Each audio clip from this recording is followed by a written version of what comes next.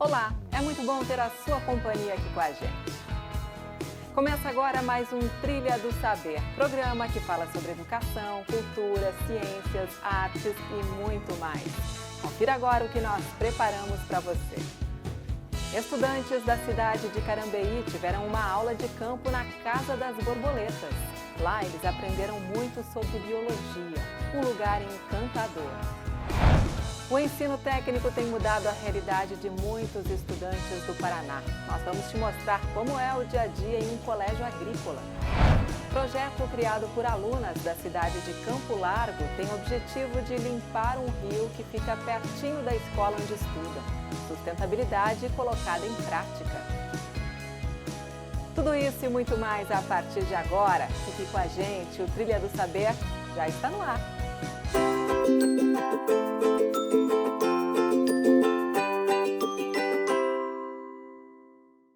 Os alunos do Colégio Estadual Carlos Ventura viveram um dia de aprendizado fora da sala.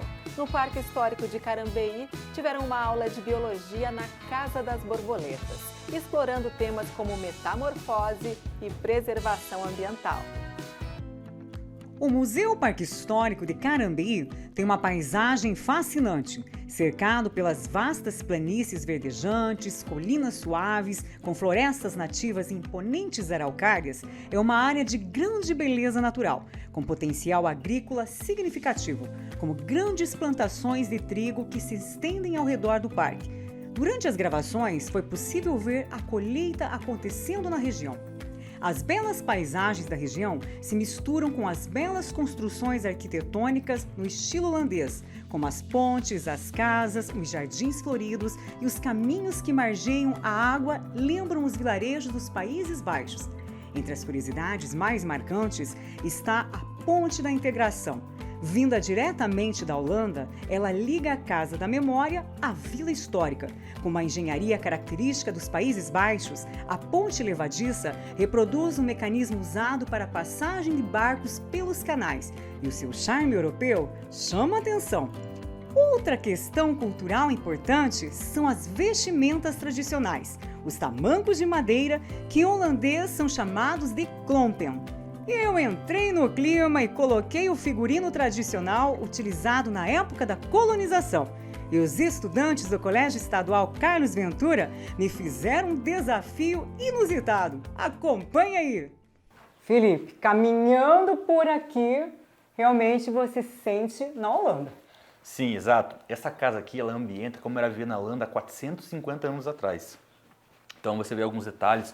Por exemplo, a porcelana, o tapete. Conta pra gente essa história do tapete em cima da mesa. Eu fiz questão de apontar para o tapete, porque o tapete, geralmente no Brasil, nós usamos no chão, mas nessa época na Holanda, a tradição era de usar na mesa, porque ele vinha lá da Pérsia, então ele era um artigo de luxo, por isso eles colocavam na mesa como algo de destaque. E também pela tradição de mesa posta, para receber a família de forma aconchegante, num ambiente realmente hospitaleiro. E fomos em direção à Casa das Borboletas, uma exposição imersiva, educativa e encantadora, com uma coleção de mais de 1.500 borboletas, 23 casulos, 304 besouros, mariposas e outros insetos. Em um espaço projetado especialmente para você se encantar com a beleza e a importância das borboletas na natureza. O Sr. Adolfo Loser começou essa coleção com 8 anos de idade. Ele nasceu em 1926, então lá nos anos 30 ele começou a colecionar borboleta. Ele tinha uma grande paixão e fez essa coleção por toda a vida dele. Então aqui você vai ver uma coleção de mais de 80 anos de história. E o mais legal é que ele envolvia a família dele também nesse projeto, tanto os netos e os filhos. Quantas borboletas aproximadamente ele tinha? São mais de 1.500 borboletas na coleção. Então é um acervo bem grande de borboletas, mariposas, besouros, cigarras, gafanhotos. Então uma leva muito grande de insetos. Esse besouro aqui, vocês podem ver, ele é lá da Amazônia. Esse é com esse tentáculo um pouquinho maior ali. Gigante. Agora, curiosidades que se possa contar pra gente sobre esse trabalho do Adolfo e também aqui, de todo esse acervo lindo. Perfeito. O Adolfo ele desenvolveu uma técnica particular de conservação delas e também ele trocava borboletas com pessoas do mundo inteiro. Então ele tinha uma rede de correspondência bem grande, além de ter borboletas com asas transparentes, borboletas com olhar de coruja na asa. Então é uma coleção bem fantástica mesmo. As borboletas encantam pela beleza e leveza de suas cores e movimentos. Mais do que símbolos de transformação, elas têm um papel essencial na natureza. Ajudam na polinização e indicam a saúde dos ecossistemas. A vida deste inseto passa por um dos processos mais fascinantes do mundo natural, a metamorfose. Existem milhares de espécies espalhadas pelo planeta, cada uma com padrões únicos nas asas, verdadeiras obras de arte na natureza. E você já ouviu falar na borboleta que tem manchas nas asas que parecem olhos de coruja e que são uma estratégia de defesa chamada mimetismo? As borboletas, elas têm um papel fundamental no ambiente, elas também podem ser consideradas como bioindicadores. Então, se tem um ambiente onde eu tinha uma população de borboletas e agora eu não tenho mais, eu posso dizer que aquele ambiente está sofrendo alguma interferência, até mesmo poluição, algum desequilíbrio. E é justamente por isso que a gente também pode falar que as borboletas estão desaparecendo, né, desses ambientes. Inclusive, as borboletas, elas pertencem da mesma ordem das mariposas, que é a Lepidoptera. No mundo, nós temos mais de 150 mil espécies de lepidópteras. No Brasil, nós temos mais de 13 mil espécies só de borboletas e 57 dessas espécies dessa ordem estão em extinção. A gente pode falar um pouquinho sobre a poluição, sobre a utilização de pesticidas, sobre o aquecimento global e entre outros fatores que vão alterar esses ambientes onde esses animais vivem. Professora, uma coisa que eu acho muito interessante e gostaria de saber é como ocorre a metamorfose. Bom, as borboletas, elas são indivíduos holometábulos, isso quer dizer que elas passam por uma metamorfose completa. Ao nascer, a borboleta ela é diferente de um adulto, então ela passa por uma transformação.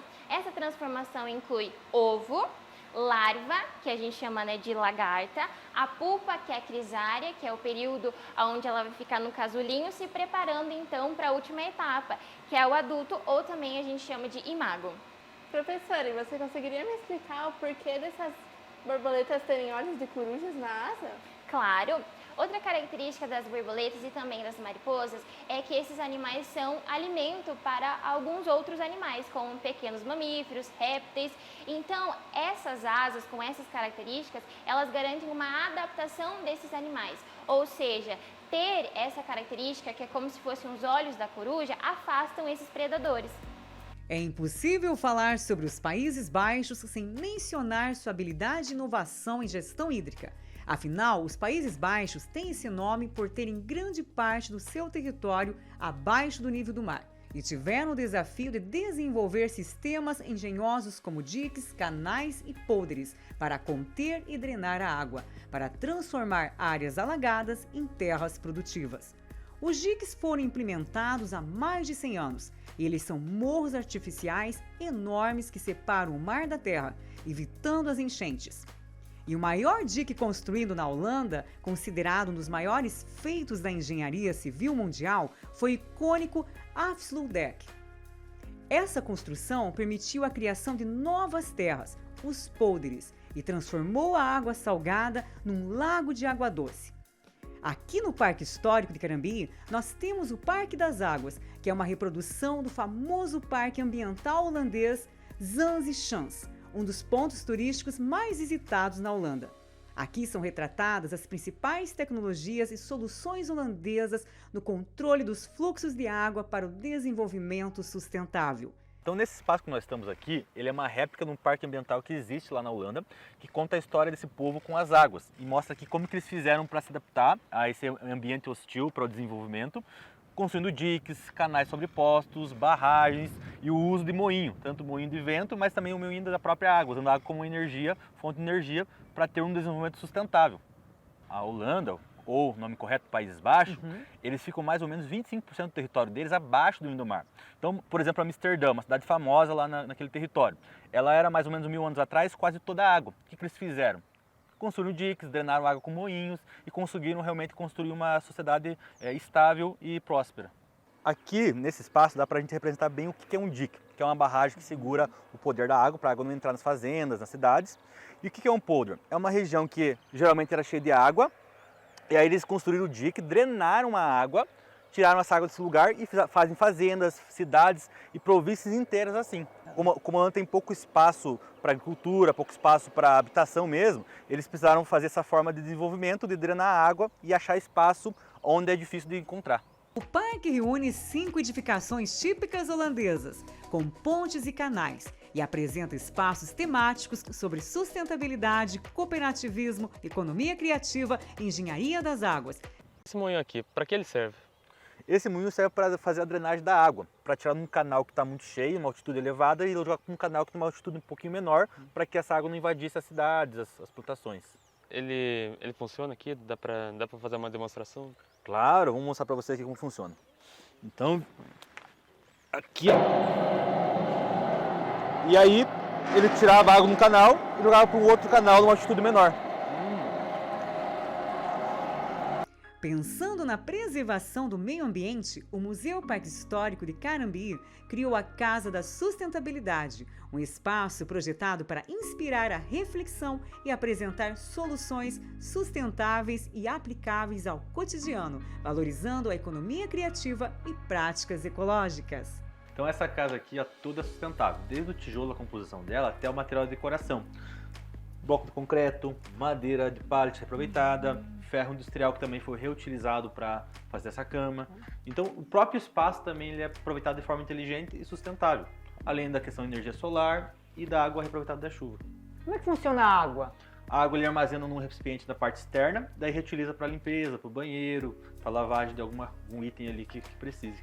E o bacana é que quando as escolas vêm, vocês explicam tudo isso para eles. Isso, a gente pode despertar eles para essa consciência sustentável, que mescla desenvolvimento econômico com uma utilização do meio ambiente mais inteligente e sustentável e ambientalmente correto. Voltando para a Vila Histórica, encontramos um equipamento um tanto inusitado, o monjolo. Você sabe o que ele faz? Vai uma dica, ele é movido por uma roda d'água. Bora descobrir? Esse aqui é um monjolo e esse aqui é um moinho. Era uma casa de moagem que ficava perto de um rio aqui da cidade, onde eles faziam a moagem de grãos, fabricação de ração para o gado leiteiro. Então precisava com a energia da água, a roda d'água girava esse complexo para ficar toda hora moendo os grãos e livrar uma mão de obra ali para quem precisava ficar com o pilão. Carambeí é considerada um dos berços do plantio direto no Brasil.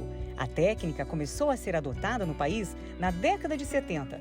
Esse sistema consiste em manter a palha da cultura anterior sobre a terra, protegendo-a, enquanto a nova lavoura é semeada diretamente sobre essa cobertura. Com isso, evita erosão, melhora a fertilidade, preserva a matéria orgânica do solo e reduz a emissão de gases de efeito estufa. É um modelo de produção que alia eficiência, preservação ambiental e diminui os custos com operações agrícolas. E aqui no Parque Histórico tem um espaço museal que mostra como surgiu o plantio direto em Carambeí. O plantio direto é uma técnica agrícola que foi desenvolvida aqui em Carambeí, que revolucionou o campo, tornou ele mais produtivo, ao mesmo tempo mesclando com a sustentabilidade. Além disso, revolucionou a produção de alimentos aqui na região. Na verdade, foram 3 personagens principais no plantio direto no Brasil. Um deles é aqui de Carambeí, é um imigrante que veio da Holanda, o nome dele é Frank Dijkstra. Ele é vivo ainda, trabalha no ramo agrícola. No que consiste o plantio direto? Consiste em não arar mais a terra, mas plantar direto na palha, e a palha combate a erosão e também torna o solo mais produtivo, guardando do sol e também mantendo matéria orgânica no solo. Essa semeadeira aqui foi reutilizada, adaptada para o plantio direto aqui em Carambeí. Foi a pioneira nesse tipo de técnica agrícola. Ainda não existia maquinário adaptado para o plantio direto na palha no Brasil de forma geral. E aqui em Carambeí eles tiveram que adaptar e esse aqui é o modelo que foi usado. Aqui no parque, os nossos estudantes aprenderam muito se divertindo. Agora eu quero saber de vocês como é que foi a aula de campo e o que mais vocês gostaram aqui hoje. Eu achei incrível as aulas na qual o professor estava nos ensinando a como era a história dele, como foi a história dele a partir do momento que chegou aqui e como foi ele aprender a língua portuguesa. Aprendemos também como a língua holandesa é parecida com a língua alemã e inglesa também. Assim como a Mariana falou, eu também gostei bastante dessas aulas que a gente teve com o professor. Também gostei bastante de como contaram as histórias, como faziam as bolachas, como eram as danças típicas daqui, todas as músicas, os cultos também. Foi uma forma bem gostosa de aprender. e divertido. Teve interatividade e muita dinâmica também. O lugar é como um cenário de novela. É incrível você estar participando da história e vivenciando como foi nos tempos antigos.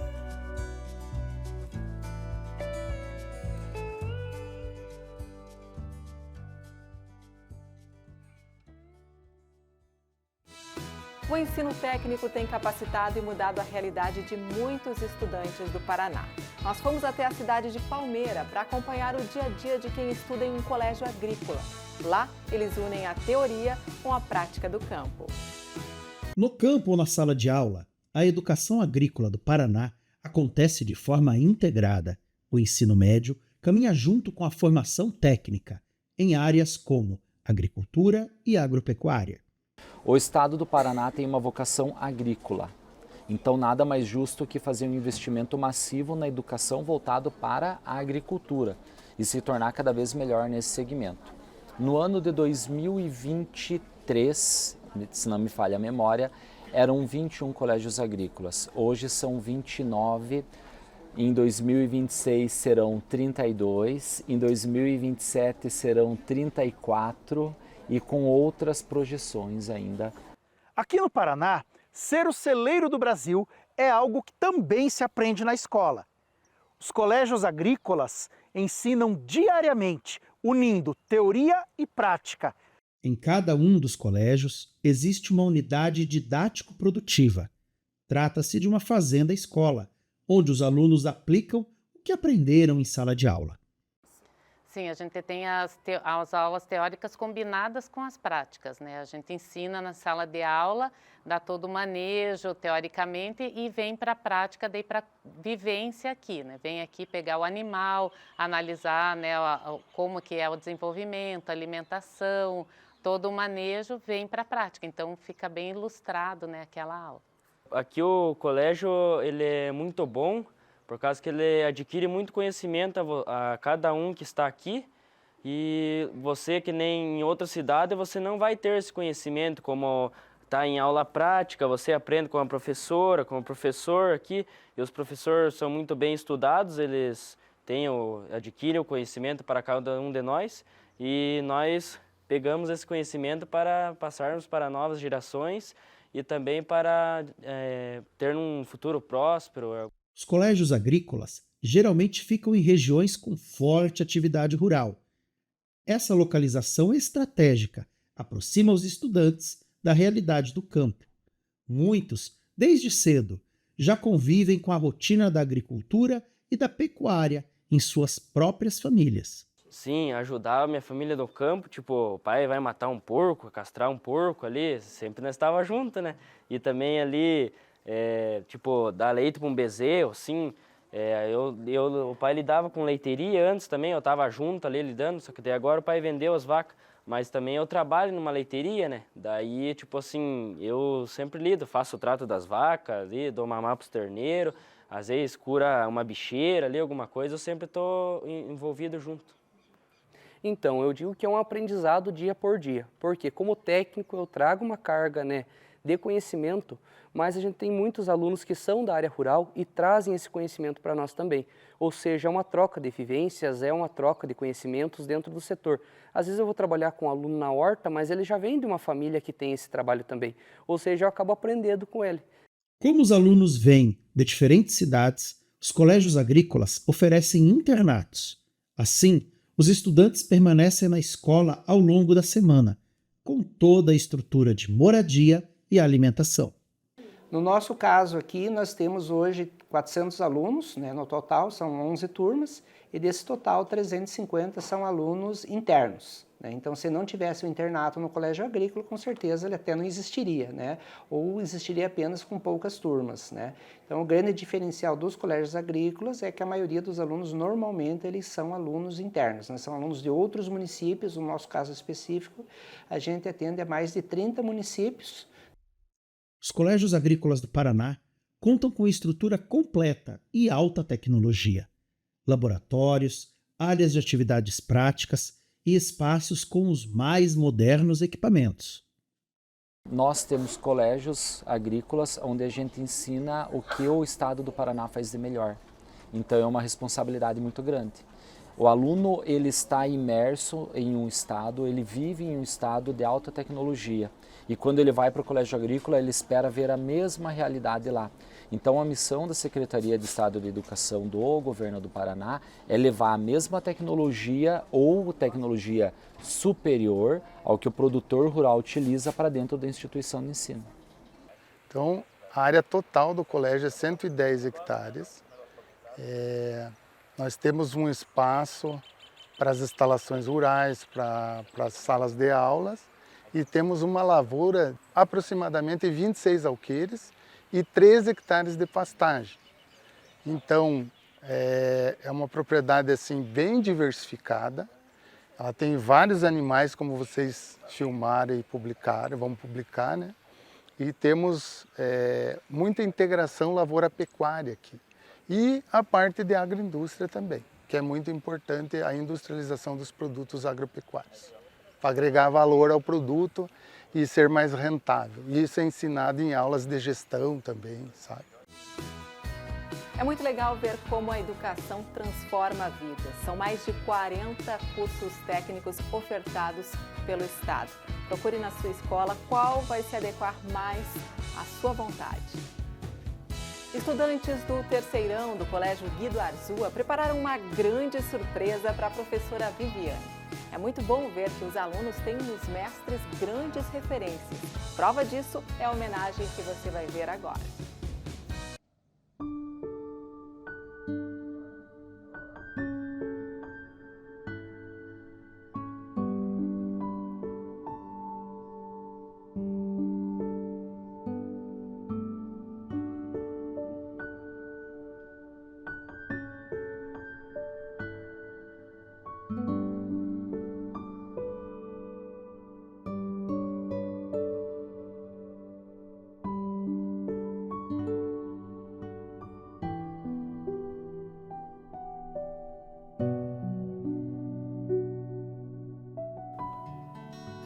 Oi, professora Viviane, tudo bem? Espero que sim. Hoje eu estou aqui representando a turma do terceiro B e a gente veio ler uma carta para a senhora.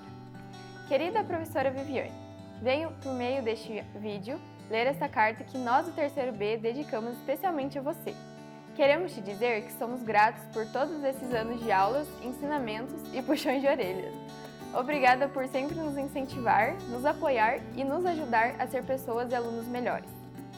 Apesar da senhora ser um pouco rancorosa, meio estressadinha e fazer umas caretas engraçadas depois das apresentações, nós gostamos muito da senhora e suas aulas ficarão marcadas para sempre em nós. Não vamos esquecer das vezes que ameaçou a gente, falando que iria contar coisas para o professor Patrick. E o último parágrafo queremos usar para te pedir desculpas pelas vezes que fomos rudes, te tiramos do sério ou fomos motivo de estresse. Obrigada por tudo, professora, pela ótima profissional que a senhora é e acreditamos que a senhora ainda irá ajudar, incentivar e apoiar muitos alunos, como fez conosco. Um beijo do terceiro B.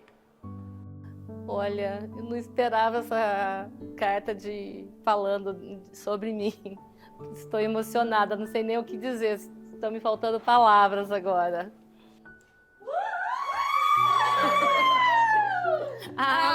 Vocês, hein? Ai, bonitinho. Ai, eu gostei, adorei. Vocês, hein? Eu queria ver o vídeo também. Ai, tô emocionada. Obrigada, adorei, gente. Professora, que linda. Ai, adorei, gente. Olha o coraçãozinho pra vocês aqui.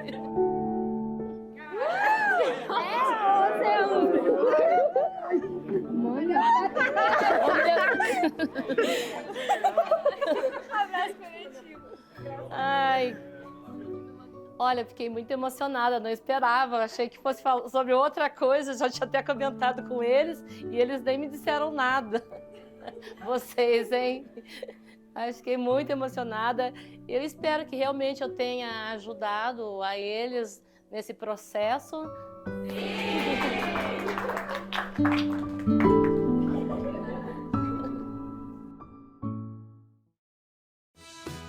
Alunas do Colégio Estadual Otalípio Pereira de Andrade, em Campo Largo, estão à frente de um projeto de sustentabilidade para ajudar na limpeza de um rio próximo à escola.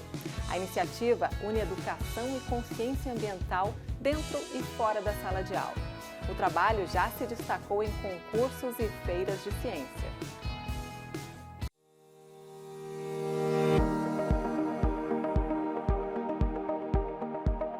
Já pensou em como unir a ciência que você aprende na escola, sendo aplicada na prática, juntamente com uma ação para auxiliar a comunidade escolar local e ao mesmo tempo proteger o meio ambiente?